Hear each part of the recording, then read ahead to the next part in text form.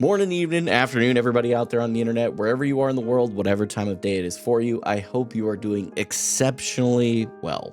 My name is David. I have been creating social media content on the internet using video games for a very long time now. Important to understand why I do what I do is a little bit of what happened to me when I was younger. About the age of 8, my mom and dad got divorced. At that young age, I hadn't really processed it very well.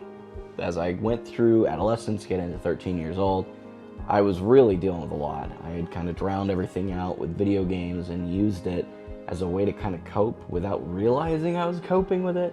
And it became an addiction. It became something that was, if I didn't play a video game in a day, I started almost jonesing like a true addict. It was something that I needed in order to sustain and go through each day.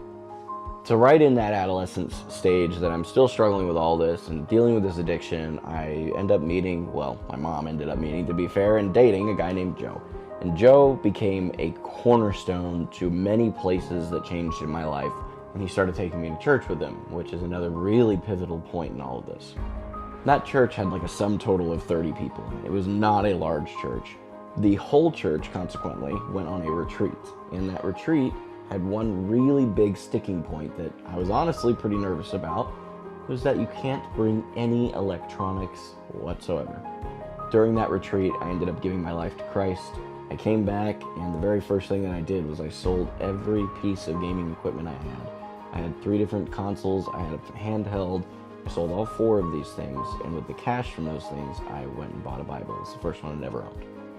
My uncle comes to me and says, "Hey, I'd like you to be a radio DJ for the radio station the church has. Would you be open to this?" Sure, never done anything like that. That sounds fun. This was my entry point into live broadcast. I had started in this similar time frame to get into gaming a little bit more. It was no longer an addiction for me. It was just something that I did as a hobby.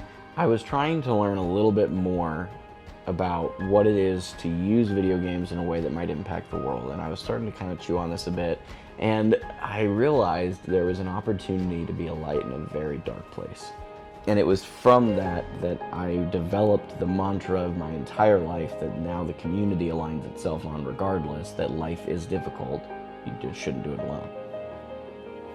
Every piece of this led to a place where now legitimately hundreds of people's lives changed. All because Christ entered a place in my life where I needed him the most, found me, saved me, and redeemed everything that I had. I literally was addicted to the thing he now uses through me as a ministry tool.